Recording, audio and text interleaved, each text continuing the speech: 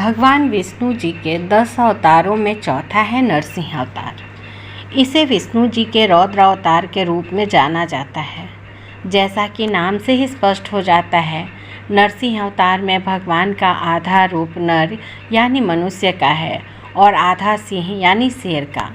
पौराणिक कथाओं के अनुसार भगवान ने यह अवतार देवताओं व पृथ्वी लोक को राक्षस हिरण्यकश्यप के अत्याचार से मुक्ति दिलाने के लिए धारण किया था। भगवान का यह अवतार संदेश देता है कि जब पाप बढ़ता है तो उसे खत्म करने के लिए शक्ति के साथ ज्ञान की भी आवश्यकता होती है।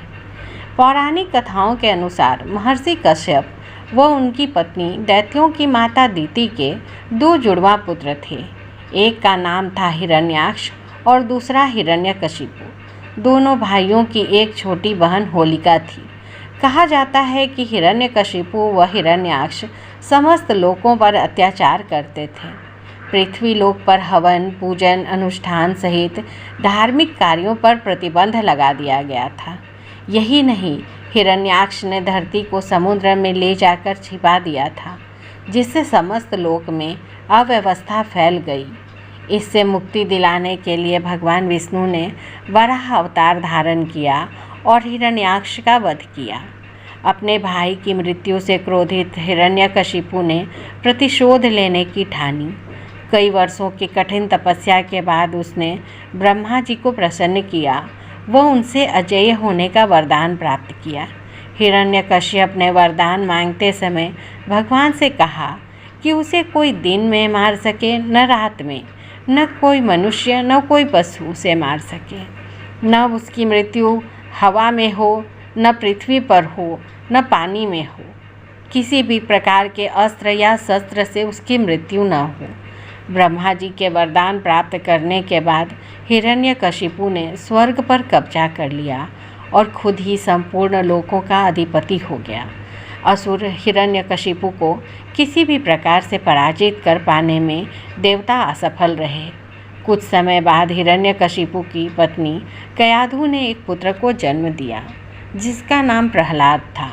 कयाधु के 3 अन्य पुत्र भी थे, अनुहलाद, शहलाद और हलाद। प्रहलाद अपनी माता कयाधु के समान अत्याचार का विरोधी था। वह भगवान विष्णु जी का परम भक्त था, जबकि हिरण्यकशिपु विष्णु जी की पूजा करने वालों को कठोर दंड देता था। हिरण्यकशिपु को जब प्रहलाद की विष्णु भक्ति के बारे में पता चला तो वह क्रोधित हो उठा।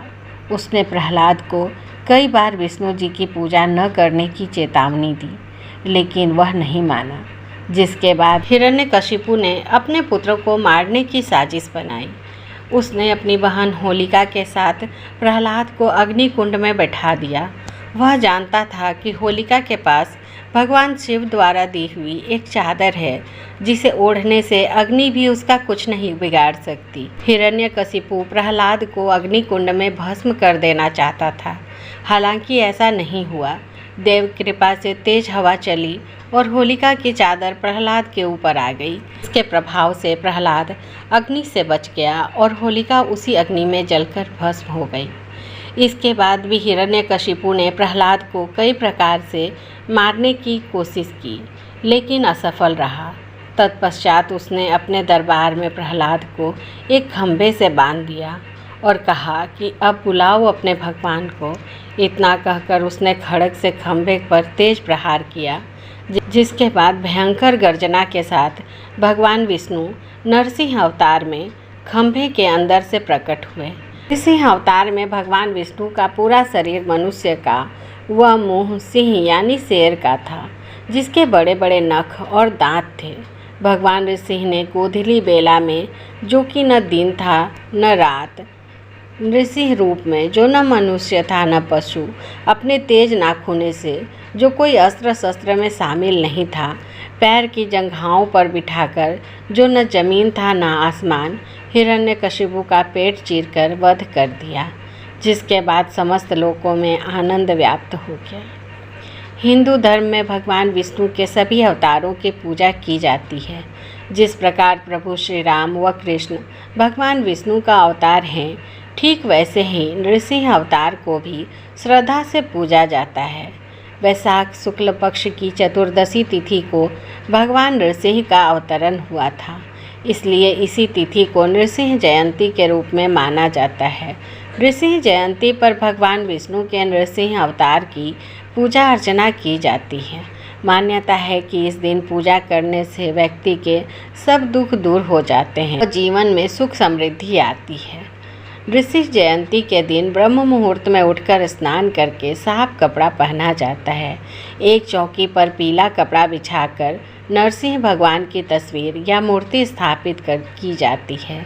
तस्वीर या मूर्ति पर जलाभिषेक किया जाता है। फूल माला, चंदन, अक्षत आदि अर्पित किए जाते हैं। भगवान को नारियल, केसर, फल, मिठाई का भोग लगाया जाता है। नृसिंह भगवान की आरती की जाती है तथा कथा सुना जाता है। भगवान नृसिंह की खास तौर पर संध्या के समय पूजा की जानी चाहिए, यानी दिन खत्म होने व रात शुरू होने से पहले। पुराणों के अनुसार इसी समय में भगवान नरसिंह प्रकट हुए थे। भगवान की पूजा में खासकर चंदन चढ़ाएं। नरसिंह अवतार को भगवान विष्णु का रौद्र रूप माना जाता है, इसलिए भगवान का गुस्सा शांत करने के लिए उन्हें चंदन चढ़ाया जाता है, जो कि शीतलता देता है। दूध, पंचामृत व जल से किया गया अभिषेक भी भगवान नरसिंह के रौद्र रूप को शांत करने में सहायक होता है।